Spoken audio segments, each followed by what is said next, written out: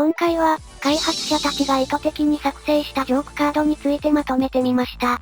ジョークカードとはネタカードとは少し異なり、開発側に意図がなく、我々が一方的にいじっているのがネタカード。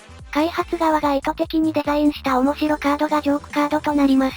その中でも今回は、常軌を逸したジョークカードを厳選してご紹介します。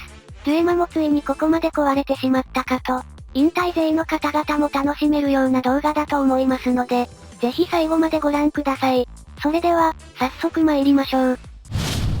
心配になるほど際どいパロディ。そのカードがこちら。現在ではちょっと古いかもしれませんが、このカードの登場は2018年10月。もちろんこの時期はトランプ大統領がバリバリ活躍していた頃です。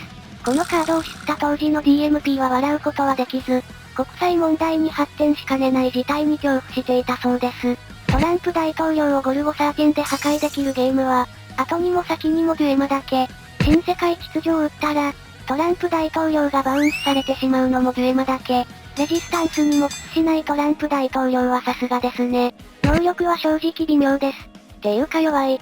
コスト13はトランプにおける最大値であり、パワー52000はジョーカーを含めないトランプの総数から来ています。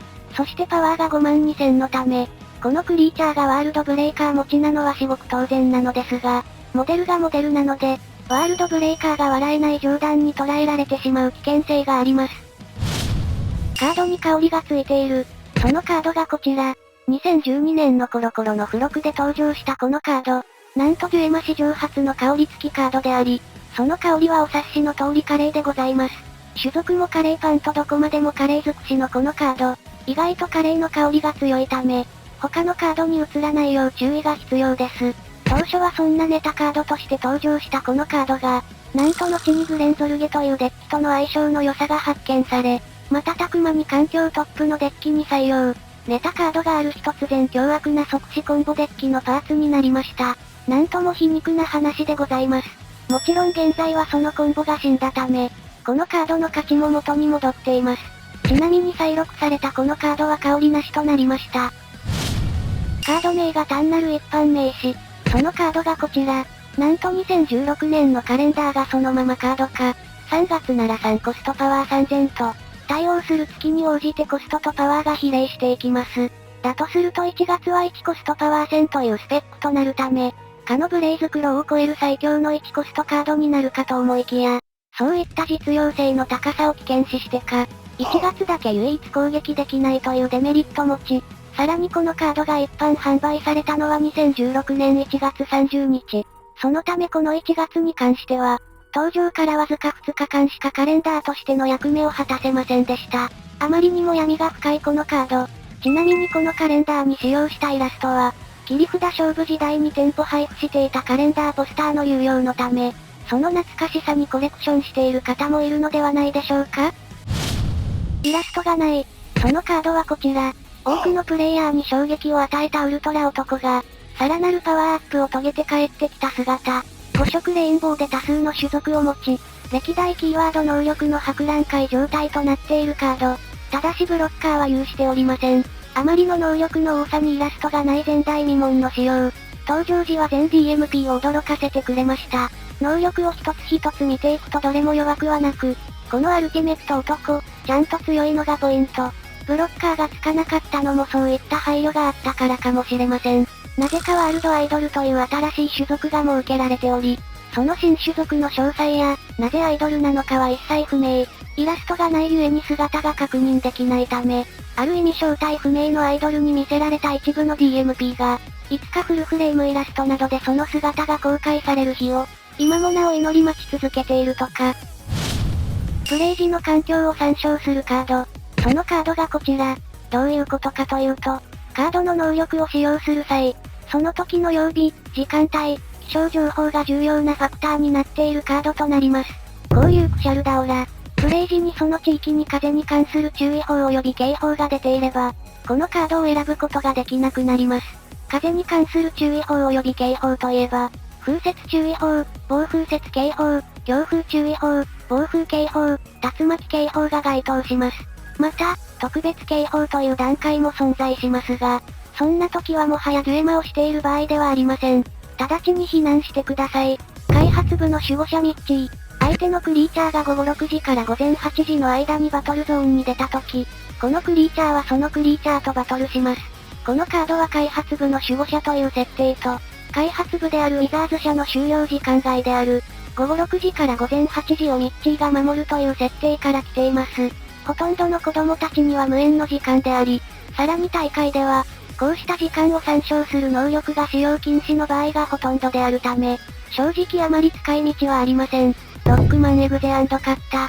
召喚するとき、このカードのコードを読み取り、その曜日に対応した能力を得るカード。デュエマ史上初のテキストに QR コードが付いたカードであり、曜日によって能力が変わる非常に面白いカード。このカードは大会での使用が認められていますが、コードを改変して別のサイトに誘導し全く別の能力を参照したり、サイトをハッキングして別の能力を得ようとする行為はやめてください。捕まります。使った時の効果が哲学的。そのカードがこちら。すべてのプレイヤーが幸せに包まれる。さらに相手にプロポーズして相手が OK した場合、両プレイヤーは人生の勝者となります。まず最初の効果。幸せに包まれるとは一体何なのだろうか。現実にデュエマをする相手がいる。その時点で十分幸せなことではありますが、それ以外の幸せとは何なのか？ちなみに幸せによってシールドやマナが増えたりしません。公式 Q&A によると、何もしなくて構いません。このカードからなんとなく幸せオーラが出ているので感じ取ってください。とのことです。哲学的ですね。続いてプロポーズ側の効果。